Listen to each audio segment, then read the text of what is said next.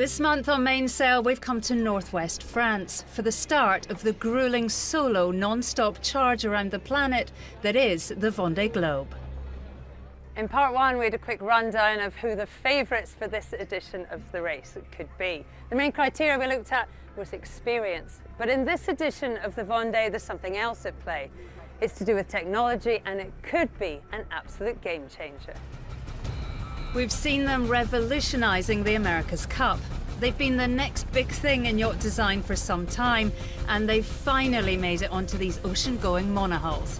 And the results, as you'd expect, are sensational. We're of course talking about foils. 7 of the boats in the fleet have got them, and if they make the distance, they could well smash the 78-day record. We built a new boat from the last Vendee Globe, and when we discussed with the architect, it was very clear to have this technology, and I'm sure the boat will win the Vendee Globe with foils. The principle behind the technology is well tested, but racing in the toughest oceans on the planet, the Vendee Globe is no place for experimentation.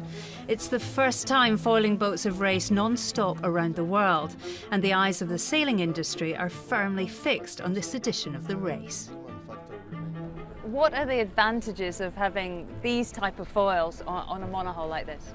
When you put the foils out, it prevents from overhealing the boat, and because it creates a lift on the leeward side, which is very, very good because you end up with like a boat lighter but faster. And on top of that, I mean, with the foils, the faster you go, the more it pushes, because you go faster, you go lighter, you go faster, you go lighter, and then, what does it stop? What are the risks involved in doing a Vendee Globe with the foils? From a human point of view, the capacity to go full speed on for like days and days and months. So this we don't know yet. So it's very hard to predict. If they last the distance, the foiling boats in this edition of the Vendee Globe could well finish days ahead of the rest. Will they handle the rigours of the Southern Ocean? Only time will tell. One man hoping they will is perhaps my favourite for the race win. Sebastian Josse has done the Vendee Globe twice already, and in line with that attrition rate, he's finished once and retired once. His CV is impressive. He's competed in the Volvo Ocean Race, held the Jules Verne Trophy, and has a hatful of solo sailing achievements to his name. In Edmond de Rothschild, he is a reliable sponsor and is running one of the new generation foiling Imoca 60s. She's fast, she's one of the lightest boats in the fleet, but Seb has also made sure she's reliable. The boat is quite young, it's 1 year old, with new technology. I need to be safe. When you pass the Cape Horn, after you can start to race, but the mistake to do is to start too fast and to break the boat before the South Ocean. How confident are you in this edition of the race? 100% confidence. We know we have a nice boat, brand new. I'm in a good shape. I'm quite motivated to do the race. But now it's something we can't manage. It's part of this race. 50% of the fleet is not arriving in the finish line. So the first thing is to come back here. And that is not about money, motivation, a big team. It's about something we can't really appreciate. Seb has one of the best funded campaigns in this edition of the race. But throughout the Vendee fleet, there's always a real spirit of adventure.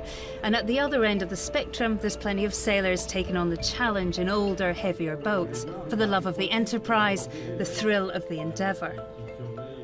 Throughout the build-up to the start, over 1.5 million fans have filed down the pontoon and stopped to watch as the 29 skippers of the Vendee Globe prepare to take on the toughest oceans the planet has to offer. And with each passing day, there's a slight change in atmosphere. Tension here in Les Sables d'Olonne is very definitely building. There's really not long to go now here in Les Sables d'Olonne. In part 3, we'll bring you all the drama from the start of the Vendee Globe. But before the fleet head off for their lap of the planet, let's take a quick look at what else has been going on in the sailing world this month. The Rolex World Sailor of the Year Awards were held in Barcelona. It was a year of recognising Olympic excellence as the British pair of Hannah Mills and Saskia Clark, winners of the 470 gold in Rio, were awarded Female Sailor of the Year. A fitting end to an amazing season. Male winner was 54-year-old Argentinian Santiago Langer, who in a fairy tale comeback battled lung cancer and returned to the Olympics for the 6th time to win his first gold in the brand new mixed multi-hull class with Cecilia Carranza Ceroli.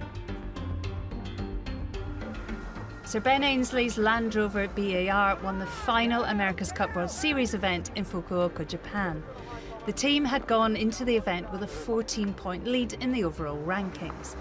And after 6 races held over 2 days, the British team achieved not only an event win, but overall victory in the series to take a 2-point advantage into 2017, the America's Cup year.